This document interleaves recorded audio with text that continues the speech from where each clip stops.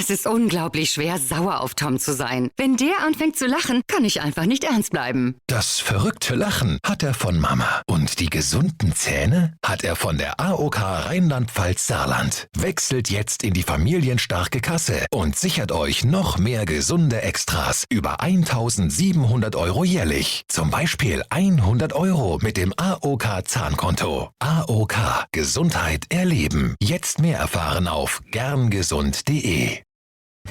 This episode is brought to you by Vital Farms. Isn't it bullshit to have to question where your food comes from? At Vital Farms, you can trace your pasture-raised eggs all the way back to the source, the pasture.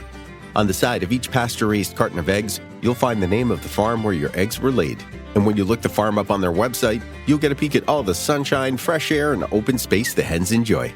Learn more and find out where to buy them at vitalfarms.com. Vital Farms, keeping it bullshit-free. People will read the emails when they're interesting, when it's something that interests them. It's still an ad, but people are interested in reading that because it's not just an ad.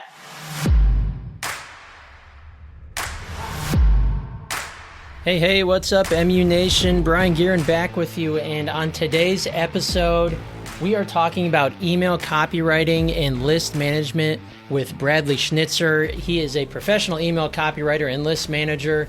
I am super stoked about what we're discussing because I don't know about you, but I get blown up by email all the time, right? We all do. Whether it's emails from a brand, emails from a company, emails from your Aunt Judy who's bugging you about the Christmas dinner you're trying to skip. They're coming at you from all angles. Even in Gmail, if you're a Gmail user, you have, your promotions tab, your socials tab. Gmail has tried to break it down for you. But today we're talking about the importance of being able to land in that primary folder and provide incredible value to your buyers, to your prospects, people who love your business, your brand, the product that you're selling. So much so that the title of this episode is Why Email is the Most Important Asset in Your Business. I think that so many businesses don't realize that and don't treat it as such, to their detriment, leaving lots of money on the table. So whether you're a brick and mortar, small local business, service-based company, or an e-commerce business selling products online, whether you're small, medium, or large, email is an asset that needs to be in place in your business and needs to be utilized. Today, Bradley's going to teach us exactly why that is, and he's going to shed some light on how the email copywriting industry is an incredibly lucrative industry for any aspiring writer or business owner, freelancer to get into. So without further ado, let's put our hands together for Bradley Schnitzer and let's learn about email. Welcome back, everybody, to the Millionaire University podcast. Back with you again. I'm Brian Guerin, and I'm super stoked to have you joining us today. Bradley, thanks for being here. Yeah, thanks for having me on. I want to get a little bit of your backstory and how you got into email copywriting. What led you to this profession? Funny story. I basically did a whole career 360. I came out of college with an accounting degree. I worked not in the accounting world, but in an accounting role at a very large company for a little under a year. But kind of the classic cliche story. I didn't feel like the whole 9 to 5, live in an office 40 hours a week essentially was for me. And so basically the moment I graduated and got my first big boy job, so to speak, I was looking for ways to start some sort of business on the side. I'd always been a writer to some degree. In college, I was a columnist for the school paper for a semester. Before that, even, I loved just to write in my free time in high school. Sometime late in college, I discovered, people make money. You don't have to be an author or anything like that. You help people sell with words, right? And so I basically started that on the side 2 weeks, I think, after I got my first full-time job out of college. Eventually, I was able to leave that job behind, became a full-time copywriter. And there were some career changes within the writing world. I went copywriter, content writer, copywriter again. And then I started specializing in email marketing and email copywriting. And so kind of some ups and downs. I eventually, however, just ended up in the email marketing world because I decided I had to specialize and I liked writing emails. I liked the format and everything. So I went that direction. Awesome. Email is such a lucrative place to be, especially for e-commerce. And in today's episode, we're going to kind of shed a light on your profession of email copywriting, because I feel like it's not in the shadows, but I think a lot of people who, especially some people who want to be getting into business or using writing as a profession, they might not know that that's an avenue. That might be me being naive, but I know when I first got into marketing, I really didn't consider everything that goes behind effective email marketing, email copy. But we're also going to shed light on, for those of you who are business owners or prospective business owners, on how to actually implement email into your business and the basic things that you can do to start using it to your advantage and start making money from email copywriting, email marketing, whether you have a e-commerce business, a digital product business, a coaching business, or maybe even a more traditional service-based business or brick and mortar.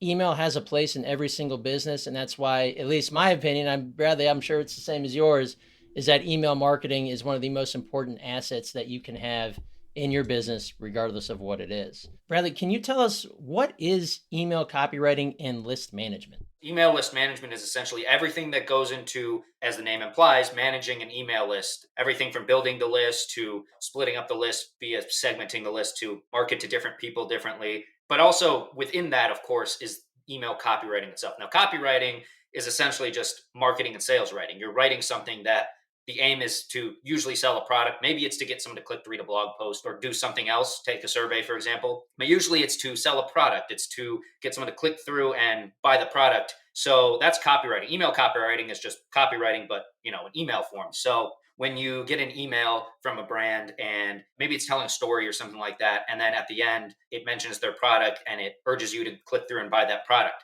that right there is email copy. That's copy in email format. And then list management is everything else that goes into successful email marketing strategy, from segmentation to building the list to figuring out your email flows, all that other stuff that we're going to get into. Let's talk about who is on a list. Is it past customers? Is it people who made a purchase? Is it prospects? Who are these people that are on these lists that we're talking about? Email lists can have both people who have never bought before, who just found your site and signed up for email list. It also can be almost all of your past customers, because when people make a purchase, they usually have to enter their email so they can get the confirmation, shipping, any other details they need to use the product or service. So it's basically anyone who gives you their email address. Those are the people who end up on your list. If they've never bought before, that's where the list comes in. You can turn them into customers via email marketing.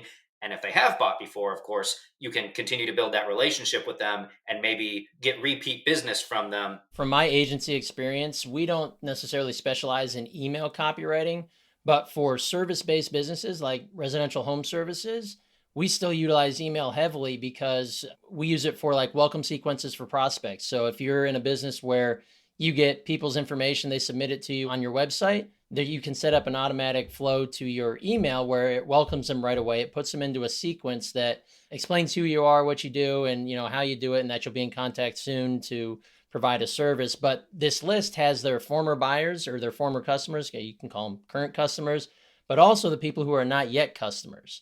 So that's the double-edged awesome part of the sword for email, is that it's got people who have bought from you and presumably like having bought from you, and the people who have yet to buy from you. So it's a very powerful way to communicate with people, especially on a one-to-one basis, right? Because you're entering the most sacred place in terms of marketing, really, right? A person's inbox. Yeah. I mean, if you look at Facebook ads or any other like ads out there in public, so to speak, it's one to many. You're trying to get to all these people, even if you write the copy that's kind of more person to person focused. An email inbox is different. It's kind of like a physical mailbox. When you get mail in your physical mailbox, that person is writing to you. That mail is to you, even if it's from just your bank giving you like a bank statement or something. It's to you rather than just to a bunch of people. An email inbox is just the digital version of that. It's like you're getting just digital mail. So it's one-to-one. It's much more personal. That's why people are more protective of their inboxes, especially today with so much more email marketing going on. People are protective of their inboxes. So it's like a sacred space, so to speak. I wanted to ask you a question on what makes it so valuable an asset, but I think that's the perfect answer right there, is the fact that you have an opportunity to speak to them in a one-to-one fashion in that sacred zone, which is that inbox, right? Because not everybody makes the inbox. You kind of have to earn your way into it. But then once you're there, you need to provide value. You need to give them a reason to buy the product, or to have persuasive copywriting that says that, hey, this product might be for you. Looking at the ROI when it comes to email marketing, what information do you have around that? Because I keep saying it is the most valuable asset, but businesses don't want to invest in things that don't have an ROI. What does that look like for email? There's this old stat that always floats around. That's like, for every dollar you put in to email, you get $42 out. And that sounds like insane. I don't know exactly how they came to that number, and it's also several years old. From my own experience, it is very high ROI channel because, like we said earlier, it's one-to-one. It's their own like kind of personal private space online where instead of like a public Facebook post, it's one to one. So it feels like you are communicating with this individual. You can build a relationship much more easily, a much stronger relationship. And so if you do it right, people want to buy from you. They want to hear from you. And of course, unlike physical mail, where you have to pay for the paper and the postage and all this other stuff, email, I mean, you have to pay for your email software, but the amount of emails you can send out per dollar spent on the email software, you can send so many more emails versus having to send, physical letters in the mail. So you mentioned email software. What is the software that you typically operate out of for your clients? And we'll talk about a few different pieces of software that are kind of based for different businesses, but what's the one that you use? I work with a lot of e-com brands, and from what I've seen, Klaviyo is by far is the best for e-com. It's very intuitive for e-com. It can like integrate with Shopify and I believe a few other online like storefront software programs and whatnot. So it's very easy to build email flows. It's pretty easy to write and schedule campaigns. It has like drag and drop features for, adding your logo and stuff to email. So it has a lot of features that are very helpful in that regard. It's got reporting.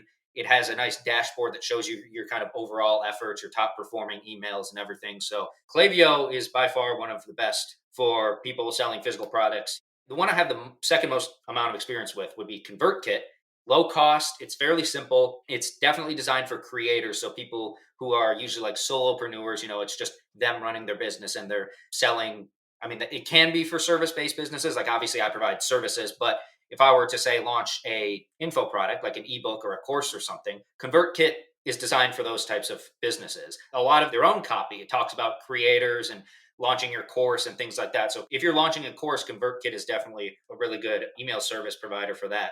I haven't really used MailChimp, but from what I've heard, MailChimp's pretty popular. It can also be for e-com, but brick and mortar businesses, a lot of places with physical storefronts use it to great success. That one is a fairly simple, low cost one as well, if I remember correctly. But admittedly, I haven't used MailChimp a whole lot. Klaviyo and ConvertKit are my two kind of specialties. And then one other that I have used a little bit is ActiveCampaign, which to me seems like it's built for service-based businesses that might be a little bigger, because it has like CRM features, like customer relationship management features, where you can, if you're a service business providing higher level, like higher ticket services to other businesses, it's kind of like a place where you can store like the person to contact at that business. You can store all their information, and then you can also run marketing campaigns. So it kind of has both of those components in there at once, making it, in my opinion, pretty good for service-based businesses who may or may not also sell info products. So those are kind of the few that I've used. There's a lot of others out there, like Omnisend is one, Aweber is another. I have my opinions on which ones are the best, right? As do you. Like when I think of email for e-commerce, it's Klaviyo.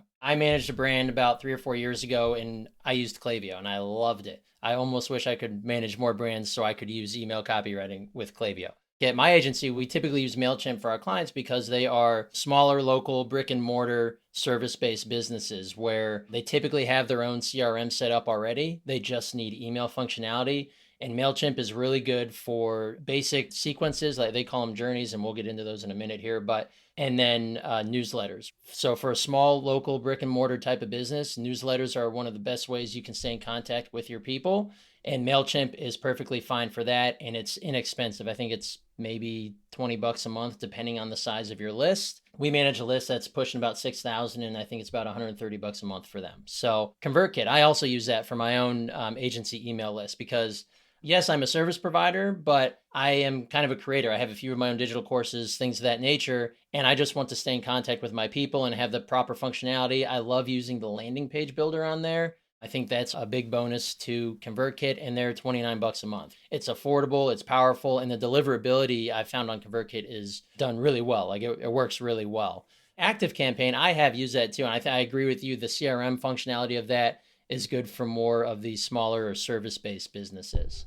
All right, so let's get into more of the blood and guts of email, if you will. So there's a few of the most important pieces when it comes to email marketing, and I want to start with basic flows, or I know this word could be interchangeable with sequences. So Bradley, I kind of want you to take the wheel and lead us through the basics of email and how this can be a huge benefit to your business or informational if you're aspiring to be in the email copywriting game. So like you said, every software seems to call it a different thing. I think Klaviyo calls it flows. Sounds like MailChimp calls it journeys. I mean, automations, sequences, it's all kind of the same thing. They're essentially at least one, but usually like a string of automated emails that a customer or a potential customer or a user, it triggers and starts sending to them based on some action. And the whole point is it sends until it accomplishes some goal, and then it filters them out of that flow usually. So I'll just explain with an example. So one that many people are probably familiar with is the welcome sequence. If you go to, for example, an e-commerce store and there's a little pop-up that says like, hey, get on our email list, you get 10% off your first order. So you put in your email address, maybe your phone number too, because there's more SMS marketing nowadays. You get an email that's like, hey, thanks for signing up. Maybe it tells you one or two sentences about the brand, and it's like, here's your discount code, go use it. That right there, that's a welcome email. And for some brands, technically that could be the whole welcome sequence, but a lot of brands will expand it out. They'll use their welcome sequence to tell their origin story, highlight their best products, share testimonials, do some other storytelling from other happy customers. Either way, the point is the welcome sequence triggers when you get on the email list. And the goal of it is to kind of get them familiar with the brand, bring them into the fold, so to speak. But the ultimate goal there is to get them to make that first purchase. And once they make that first purchase, the welcome sequence usually will just filter that person out automatically. And email software does that automatically. You can like arrange triggers and filters and all that stuff behind the scenes to make sure that people are only getting the emails when it's relevant. Because once they buy, they don't really need the welcome sequence anymore. So that's an example a lot of people are probably familiar with. Another example that's even simpler than that, if you ever shopped on Amazon and you're looking around, you add something to your cart, but then maybe you aren't sure if you want to buy it, or it costs a little bit of money, so you have to think about it. I don't know how much later Amazon does it, but say like 30 minutes or an hour later, you get an email from Amazon saying like, hey, you left this in your cart. That's an abandoned cart email. That basically triggers when you add something to your cart, but you don't finish the order. So the goal of that, of course, is to nudge you over the edge and get you to finish the purchase. And that only triggers when you add something to your cart. And those might be a few emails. Again, the goal there is to get you over the edge in buying.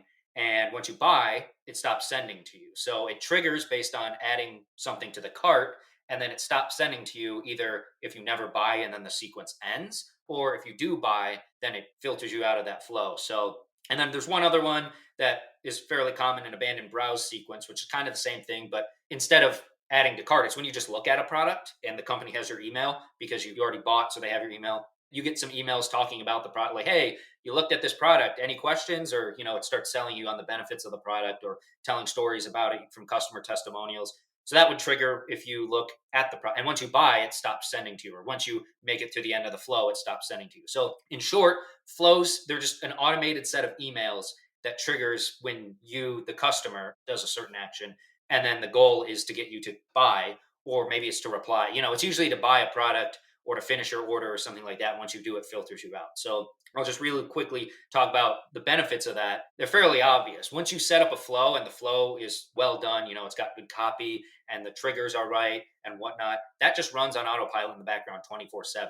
It's like a 24/7 salesperson that just doesn't sleep. Whenever some customer meets that action that triggers the flow, they go into the flow. And then if they buy, well, then they buy, and you just made money without having to do any work there. You do the work once up front, and then you set it and you forget it. You don't forget it completely, because you do want to, sometimes tech things go wrong and maybe an email breaks, or you go in and you want to update some copy to increase conversions or something like that. But it's kind of like your baseline. They get you like a baseline level of automated revenue so that you can spend time in other areas of your business and start getting more out of your email list. So that's kind of like, in short, kind of like how flows work. How long are these flows? Because I know when I first got into marketing years ago, I was starting to get familiar with flows or with sequences.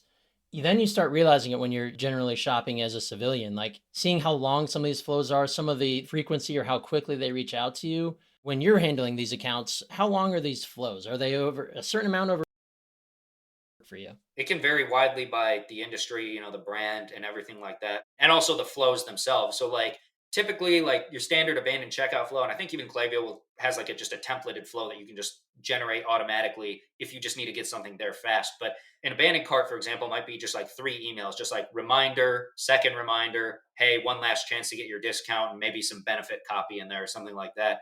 I've written an abandoned checkout sequence that was 6 emails long, just because it was a little higher ticket of a product. It was like at least $100. So they needed some more emails probably. But some flows are like 1 to 2 emails. It's just one automated message that goes, like a shipping confirmation or something like that. That could technically be called a flow, and it's just like 1 email or maybe 2 emails. But then something like a welcome sequence, depending on the brand, those might be at least 5 emails, because welcoming them to the brand, origin story, testimonials. There's a bunch of different things you can include in there because customers might have all sorts of different reasons that they haven't bought yet. And you kind of want to address all of those. And then there's flows on the back end, like after a customer buys, there's, a post-purchase sequence. That could be like 3 emails. That's just like, thanks for buying. Here's how to use your product. Hey, here's another product you could buy that, an upsell email. Here's another product you could buy that goes well with this product, or 15 emails long spread out over a month. I've worked on both. It really varies widely. It ultimately depends on the price of the product, the goal of the email sequence, how many things you're trying to accomplish with that sequence. So there's guidelines, like I said, like an abandoned checkout or an abandoned cart email. 3 emails is usually a good start. Welcome sequence 5 to 7, but those aren't hard numbers. The good thing is with email, you can test things and get data almost immediately. You add more emails in the next day. Now people are going through those new emails and you're seeing, okay, is this getting us more sales? Is this not getting us more sales? Do we need to change something earlier in the flow? So there's not an exact number for every flow, but there are definitely guidelines or like starting points that you get the flow in place. And then later you can go back, you can test more emails, fewer emails, things like that. And once you're in a flow, you're now also part of the email list. So let's say the flow is maybe a quick 3 emails over 3 days, but you're also now on the list. So you're going to start getting the campaigns from this company as well. Campaigns blend right into our next topic, which ironically is campaign. This episode is brought to you by Shopify. That's the sound of switching your business to Shopify, the global commerce platform that supercharges your selling. Harness the best converting checkout and same intuitive features, trusted apps, and powerful analytics used by the world's leading brands. Stop leaving sales on the table. Discover why millions trust Shopify to build, grow, and run their business. Sign up today for your $1 per month trial period at shopify.com/tech23. This episode is brought to you by Kia's first 3-row all-electric SUV, the Kia EV9, with available all-wheel drive and seating for up to 7 adults, with a 0 to 60 speed that thrills you 1 minute, and available reclining lounge seats that unwind you the next. Visit kia.com/EV9 to learn more. Ask your Kia dealer for availability. No system, no matter how advanced, can compensate for all driver error and or driving conditions. Always drive safely. This episode is brought to you by Klaviyo, the platform that powers smarter digital relationships. With Klaviyo, you can activate all your customer data in real time, connect seamlessly with your customers across all channels, guide your marketing strategy with AI-powered insights, recommendations, and automated assistance, deliver experiences that feel individually designed at scale, and grow your business faster. Power smarter digital relationships with Klaviyo. Learn more at klaviyo.com/Spotify. That's KLAVIYO.com/Spotify.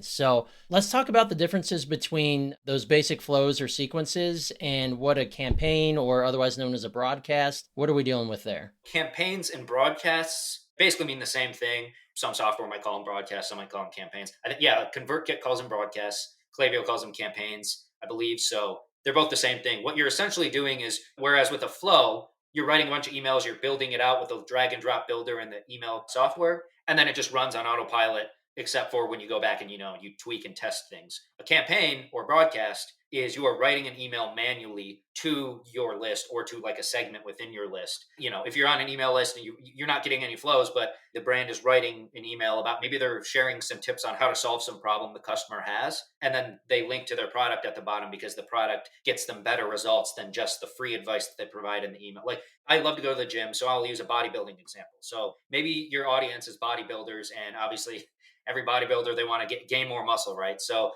maybe classic example would be like 3 tips to gain more muscle or to get stronger in the gym or something like that. 1, 2, 3. And you just give them 3 little tips. And then at the end, it's like, oh, by the way, this supplement can help you get better results. And then you're selling your supplement or something like that. So that's essentially what a broadcast email is. It's just you're writing emails manually to your list. Ideally, you're writing copy, you're sharing advice, or you're telling customer stories, you're telling stories from your own life or whatever it is, and trying to kind of build that bond with the reader while also getting them to take an action. Usually that's buying, but it could be leaving a review or it could be anything. But that's essentially what it is. It's where you're just writing to a bunch of people, but it's still one-to-one. You're writing to one person, but then sending out en masse to that one person, so to speak. So they have to be emails that the reader wants to read. We'll get into this maybe a little bit later, but there are brands that just send out like emails that are nothing but just images. Those are technically campaigns, but when I write, I like to have it be more copy focused and whatnot. The good thing about broadcasts, though, is that if you're passionate about your niche, they're really easy to write. Like I have a client who is in the sleep niche. I actually have a product from their competitors, and then I recently bought my client's product to compare. And funny story, it turns out my client's product is actually better in most ways. So what's cool about that is I'm passionate about this niche. I'm the target market. And so it's much easier for me to write emails in this niche because instead of me trying to like figure out all the psychological tactics to try to get someone to buy or trying to like figure out how does the customer think or whatever, I'm kind of the customer already. So it's more like I'm sharing stuff that works for me, or I'm sharing cool things that I find interesting that I know they will find interesting because they are the same target customers I am. And then I'm simply providing my client's product as a solution to whatever problem it is, or as a way to make certain results that they're getting work better or something like that. So campaigns, it's how you get the most out. Once you have the flows running, the campaign is how you get the most out of your list. You're writing to your list, whether 2 days a week or 7 days a week. You're building a relationship with them. You're sharing cool stuff with them, and you're also selling them. You're providing offers. You're giving them a chance to buy. That's kind of what campaigns are in terms of email marketing.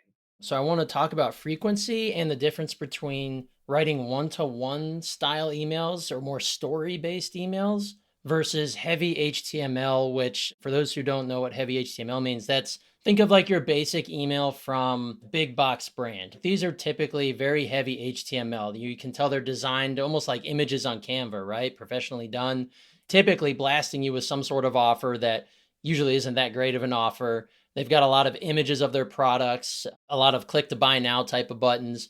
That would be considered an HTML heavy email, as opposed to one-to-one or more story-based, where it's, think of it as literally an email that I would send to you as my friend, right? Like, hey, Bradley, maybe they sell like meat sticks or something, right? We were walking out on the farm where we purchase our beef from, and, starting into a story and having it be from the owner of the company, or maybe the marketing director, or even someone in the business, writing that email more one-to-one. So I want to combine that with frequency, as opposed to if I were to get a lot of HTML heavy emails from one brand every single day, which does happen. To me, those are emails I start ignoring. But there are brands that I follow where they email every day to nearly every day, at least every other day, and they're more story-based. They're more one-to-one. I read every single one of those emails because it's providing more value, or they're teaching me something and it just happens to be about their product or about the service they provide.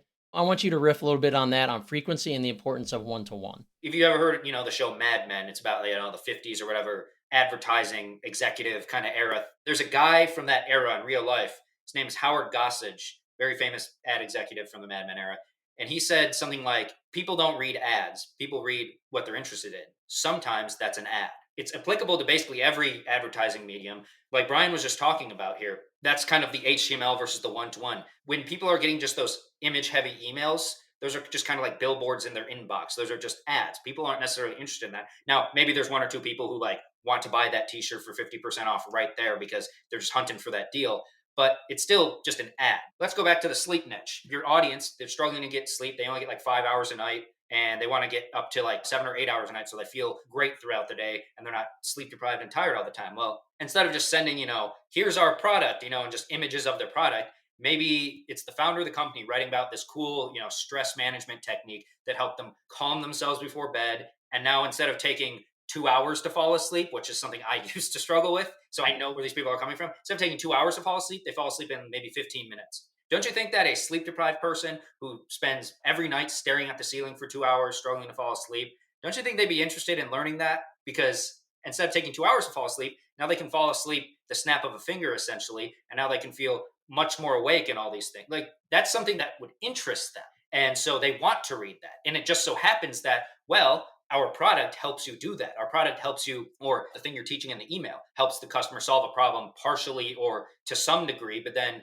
it just so happens that our product here helps you get that result even faster, or helps you get even better sleep in this case. So that's an ad, but it's something the reader is interested in. And that's why one-to-one storytelling or like personal email works. And if you think about it, if you go back to the mailbox example that we were talking about earlier, when you get a letter in them, especially now with some, it used to be like getting an email was cool. Now it's like getting a physical letter is even cooler. When you just get like a physical letter, even when I get them from like a bank, like trying to sell me on a credit card or something, I will still read it sometimes because it's cool. It feels like they're actually writing to me instead of just sending me like, here's our product. They're writing to me. It's a person writing to me. Even if I know as a marketer that, it's a mass mailing, it feels like someone is writing to you rather than just like pasting a product in front of you. So that's my philosophy on one-to-one versus HTML. And I will say one other thing. That's not to say that you should do only plain text. A lot of e-com brands like to put their logo at the top, right? They'll have some brand colors in there, depending on the brand voice and personality. They'll throw in like a GIF or something like that. I've done that for clients before. I've used memes and whatnot. It makes people laugh and it's relatable and everything. But, you don't just want like your product in like flashy colors and lots of things moving in the email. Maybe your logo, maybe a picture of you, depending on how comfortable you are doing that. I've had clients before where they wanted the picture of the sales rep in there to just kind of establish that personal connection. But even then, it still establishes a personal connection. You're seeing someone's face. People will read the emails when they're interesting, when it's something that interests them. It's still an ad, but people are interested in reading that because it's not just an ad. The other thing is frequency and cadence and whatnot. So a lot of brands, if they haven't emailed at all, it's like, what if they unsubscribe? What if they hate me? What if they report me as spam? Especially if you haven't emailed at all. Well, the thing is, if you go from zero emailing to any emailing, you will get unsubscribes. I mean, you get people unsubscribing on your automated flows that are running all the time, always. So when you start emailing for the first time, you will get unsubscribes. But the thing is, if they were sitting on your list and not buying from you, if you just send them one email and they unsubscribe, they probably weren't interested anyways. It helps you in a bunch of ways because a lot of email softwares, you pay per contact, right? So if you shed a few hundred people and it drops you down to like a lower level of service, your email marketing cost might have just dropped for that month. You downgraded to a lower tier because you have fewer people you're sending to. It also improves your stats, opens, click-throughs, because all those people who aren't relevant to your brand, you just shed a few hundred people off that email. You have high unsubscribes there. But now every email you send going forward to that same group of people, there'll be more opens and more clicks, or I should say higher percentage, which helps your deliverability. It makes your stats better, which helps you get in the email inbox of the people who matter to your brand. If you're growing your brand, if you're growing your list, you have traffic coming to your site anyways, whether you got SEO, you got maybe paid traffic or social media traffic. Oh no, you lost like 400 people over a few emails, but then you have hundreds of people coming every day to your site and some percentage of them are hopping on your list. So all you're doing is you're losing some of those like irrelevant customers, and then you're getting people who do want to hear from you and maybe buy from you at least once, if not more. The next level is some people get uncomfortable with mailing daily. A lot of people in copywriting space who have their own lists, like myself, I don't always mail daily because I get really busy and sometimes my email list will fall by the wayside one day. But a lot of brands, it's scary to go from 0 to 7 days a week or 0 to 5 days a week. If you're trying to start a business or if you're running a business and you haven't emailed at all, usually what I would do is like go from 0 to just like once or twice a week, wait for those initial unsubscribes to happen, all that stuff. And then you kind of stay there for a couple weeks. And then you try, okay, let's add one more email a week. Now you're at 3 emails a week. Now look at the stats. Are lots of people unsubscribing because there's one more email? If so, go back down to 2 and keep going. You can always test and try new things, especially if you're constantly getting more traffic onto your list. Now, if you go up to 3 emails a week and you don't see a lot of spam complaints or unsubscribes or anything like that, and you see a spike in sales because you're now selling 3 times a week, there you go. Now you're making more money without anything but writing one more email a week. Do that for a few weeks, go up to 4. You can kind of go up and down as needed. That way you can kind of nail the right frequency without harming your deliverability, without harming your relationship with your list. Ultimately, you are a business, so you should not be afraid to sell or to sell through email. Unsubscribes they're always going to be part of the game. I've explained this to customers in the past where it's like, oh, hey, we had like 3 unsubscribes yesterday. And I'm like, good. Those are people that weren't going to buy from us anyway. They self-cleansed your list. It's going to be a boost in your stats because the people who matter are the ones who will remain on your list. Now, there'll always be a percentage of people who unsubscribe. There'll always be a percentage of people who remain on your list, but they're not very engaged. And then there's going to be people who are your core. They're your tribe. They're the ones who love your emails, love your product. They are the most engaging with your emails. Don't be afraid of unsubscribes because that's a good thing. Now, it can be a bad thing. Like if you're sending emails and you're getting an inordinate amount of unsubscribes, maybe your emails aren't so hot, or maybe your product sucks. Who knows? Hopefully that's not the case for many people, but that's a great tip on the frequency because that's the number one thing I hear when I talk to people about email is like, oh, I don't like, we usually email once a quarter. And I'm like, well, what is that netting you? And they're going, nothing. I said, okay, well, why don't we change it? Let's do a little bit. How about let's start at once a month? Then we'll bump it up to bi-weekly. And then, based on who it is and what their business is, of course, if it's appropriate, I'll say, okay, let's try twice a week. And just like you said, just kind of follow that slow but steady and keep dripping, adding in more, and just following the data. See what the people on your list, how they react. Yeah, one other thing I want to say on that real quick is if you only do it once a quarter, well, people will completely forget they're on your list and they're more likely to unsubscribe. 3 months later, they're like, why am I on this list again? Who is this? And then, but if you build up that rapport and they're used to seeing you in their inbox, 3 times a week, your brand will always be in their head, right? So they will know who you are, they'll remember who you are. And even if they don't buy off of the first 8 emails they get, if they don't unsubscribe, that means they're probably tuned into what you're saying and they might buy off those emails. Right. And I like to use a comparison to sales. It's one of the lines of, if I know that I have a product or service that can help you solve a problem that you have, I am doing you a disservice by not telling you about it and not reminding you of it if when I did tell you the time wasn't right, but it's on me to keep reminding you that I do have the solution for you. Same goes for email, regardless of what your product or service is.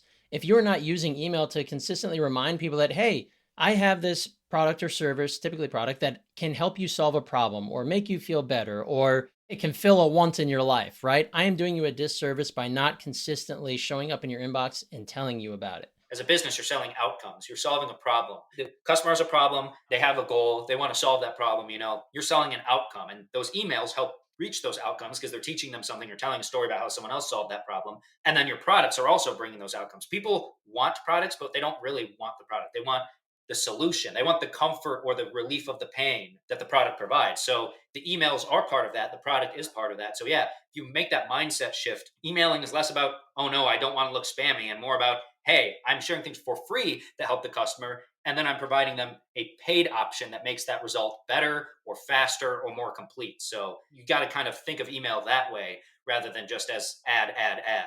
Exactly. And I know there's one big thing for email: holiday promotions. Now, I want to touch on it for just a couple minutes because that is such a huge part of email marketing as a whole. But the importance of the frequency and the quality of your emails throughout the year that can result in nailing holiday promos like Black Friday or Christmas season, holiday season in general. What are your thoughts on that? Every customer, they're on various email lists, but the funny thing is, a lot they don't hear from a lot of brands. Those brands, maybe they just don't realize the importance of email. They're afraid to email, but they only hear about those brands in about, late October to early November when early bird sales start coming out, and customers aren't used to hearing from you via email. So like I said, when you first start mailing, you will get a bunch of unsubscribes. Well, during Black Friday, Cyber Monday season, the one time where customers are usually just accepting of getting a lot of emails and SMS messages and stuff, you'll get a lot of unsubscribes right then because they're not used to seeing it. Depending on who the customer is, they might also feel like the brand just sees them as a bag of money and not a person, right? So you don't hear from the brand at all. And then November 1st happens, and then some Black Friday pre-sale stuff starts happening, or even the week of Black Friday. But if you're emailing all year, you already have this dedicated base of people who like to hear from you. They're used to hearing from you. They want to get your emails.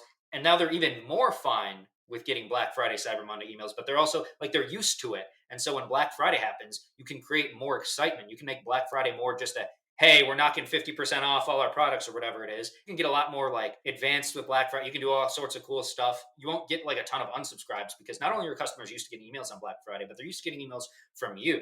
They'll unsubscribe from a lot of the brands that they never hear from. But if you're emailing throughout the year, it kind of, brands are used to getting emails. And so you can do a lot on Black Friday, and it'll make your Black Friday results even better because people love to hear from you. And then when there's the great offer, the discount or the bundle deal, well, that kind of seals the deal right there. So just mailing all year provides a foundation for those big time sale times of the year, like Black Friday or December, people doing like 5 days of Christmas sales or things like that. If you're emailing all year, the customer wants to buy from you even more because they're not just like, oh, they're just mailing me because of the holidays and it's just a deal. It's just like your other emails, but now there's this extra component of there's a really cool sale going on or whatever. Yeah, it makes too much sense because if you're silent all year, and I see this from so many brands, like when I say silent, either they're not emailing you throughout the year or it's very, very sparse. But then holiday season rolls around and I'm just getting blasted with these emails from this brand that I was like, I completely forgot about you. And now you're blasting me with this offer that's usually not even a really good offer that I'm not going to take advantage of anyway. I just sit here and as a marketer, I have more of a window into it, but it just shows the importance of how brands cannot neglect email as this asset in their business because there's way too much money to be made. They leave so much money on the table that it's honestly shocking. Yeah. And one last thing I'll say about the holiday promos is that, like you said, a lot of brands just start blasting you out of nowhere with there's not anything to the deals or the discounts. It's just who can give the biggest discount, right? But if you're building that relationship with your list, then you can kind of turn Black Friday, Cyber Monday, you can almost turn it into like an event where you can launch a new product and give first mover discount. The first people to buy get some discount. Every purchase you make, they get an entry into a contest. You have this relationship with your list. So it's less of a, hey, we have a discount, and more of you're building this experience. The customer feels like they're involved in something and they want to buy from you more. And it's like, it stands out. You can even get away with like your deals aren't as good as the competition, but you still make more sales because the customers are like participating in this event because they're used to communicating with you via email. And, if you have smaller discounts and worse deals, so to speak, but you're making more sales, more of that money ends up on your bottom line. You have more capital to reinvest in your business and grow. So emailing all year lets you turn Black Friday, Cyber Monday into less of a, hey, everything's on sale, and more of a, we're doing this cool event type of thing. It can make it much more lucrative, not just from a revenue standpoint, but from a profit standpoint. The holidays don't have to be a race to the bottom like just about everybody else when it comes to their offerings around the holidays. Like you get all these emails and you're like, 50% off, 60% off, look at this, oh my gosh. And of course, by the time you get there, all the sizes that you fit into are gone, but that's besides the point. And one of the most fascinating parts about email marketing, which we didn't have time to get into today, is the offer creation aspect. Like you were saying, you don't have to have the best offer to make the most sales or make the most profit, which is the most important thing with your promos, whether they're holiday promos or promos throughout the year. There's so many cool creative ways to be able to get in there and do it, still make those sales and not give up a ton of your margin on the front end. Unfortunately, we don't have time to get into that today, so I want to make sure I'm respecting your time here, Bradley. As we said, the most important asset in your business is this email list, and I think you hit the nail on the head of showing us exactly why that is. So I want to thank you again for joining us. I want our listeners to be able to find you. Where can we find you, Bradley? Yeah, so my website is bradleyschnitzer.com. So you can go over there, and my email list is on there, bradleyschnitzer.com/subscribe. Currently working on an ebook that goes over basically all the email flows that your business should have. When that's ready, I'm going to try to launch that to my list. For now, if you go over and subscribe to my email list, you get my 4 email mini course that also doubles as my welcome sequence, fun fact. And that just goes over like little holes in your business, like leaking revenue you want to plug as soon as possible. You can also follow me on LinkedIn. I post on there a few times a week, ideally daily, but a few times a week. Yeah, that's where you can find me. Well, Bradley, you knocked it out of the park today. We learned a ton about email copywriting, email list management, and the gig in general. So appreciate you being with us.